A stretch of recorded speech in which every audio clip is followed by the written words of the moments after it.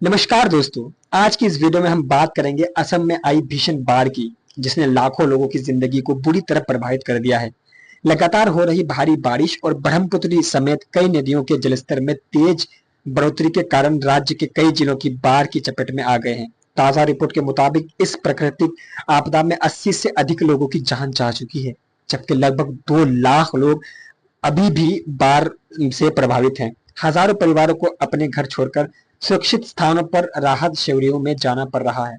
दोस्तों, जब किसी परिवार का घर पानी में डूब जाता है ना, तो सिर्फ ईंट और सीमेंट का नुकसान नहीं होता, बल्कि इस परिवार के सपने, मेहनत और वर्षों की कमाई भी पानी में बह जाती है। असम के कई गांवों में यही दर्दनाक तस्वीर देखने को मिल रही है। कई जगहों पर घर पूरी तरह जलमग्न है। लोग नाव के सहारे एक जगह से दूसरी जगह जाने को मजबूर हैं। बच्चों की पढ़ाई रुक गई है, बुजुर्गों को इलाज मिलने में कठिनाई हो रही है और छोटे छोटे बच्चे भोजन के लिए तथा पीने के साफ पानी की व्यवस्था भी बड़ी चुनौती बन गई है। बाढ़ का सबसे बड़ा असर किसानों पर पड़ा है। हजारों हेक्टेयर कृषि भूमि पानी में डूब गए हैं और खड़ी फसलें पूरी तरह बर्बाद हो चुकी है। जिन किसानों ने अच्छी फसल की उम्मीद में महीनों मेहनत की थी, उनकी उम्मीदों पर पानी फिर गया है। पशुपालकों को भी भारी नुकसान हुआ है, क्योंकि कई पशु बाढ़ में बह गए हैं या उनके लिए चारों की भारी कमी हो गई है। इससे आने वाले महीनों में ग्रामीण इलाकों की आर्थिक स्थिति पर भी असर पड़ सकता है। प्रशासन, एनडीआरएफ और एसडीआरएफ की टीमें लगातार राहत और बचाव कार्यों में जुटी हुई है। प्रभावित इलाकों से लोगों को सुरक्षित स्थानों तक पहुंचाया जा रहा है।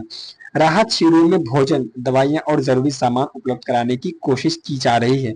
हालांकि कई गांव अभी भी ऐसे हैं जहां तक पहुंचना बेहद मुश्किल है, क्योंकि सड़कें और पुल बाढ़ के कारण क्षतिग्रस्त हो चुके हैं।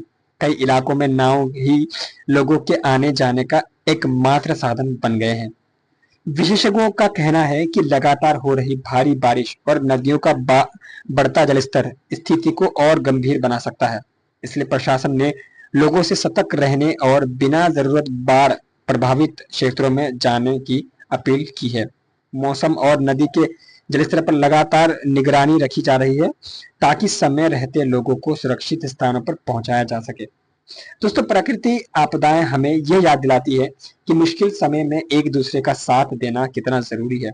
अगर आप किसी विश्वसनीय राहत अभियान के माध्यम से सहायता कर सकते हैं, तो अपनी क्षमता के अनुसार मदद जरूर करें। भोजन, कपड़े, दवाइयां या आर्थिक सहयोग जैसी छोटी सी मदद भी किसी जरूरतमंद परिवार के लिए बड़ी राहत बन सकती है।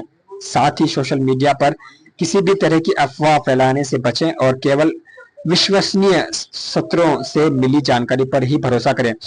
हम सभी की प्रार्थना है कि असम के लोग जल्द से जल्द इस संकट से बाहर निकले और जिन परिवारों ने अपने परिजनों को खोया है, उन्हें इस दुख को सहने की शक्ति मिले।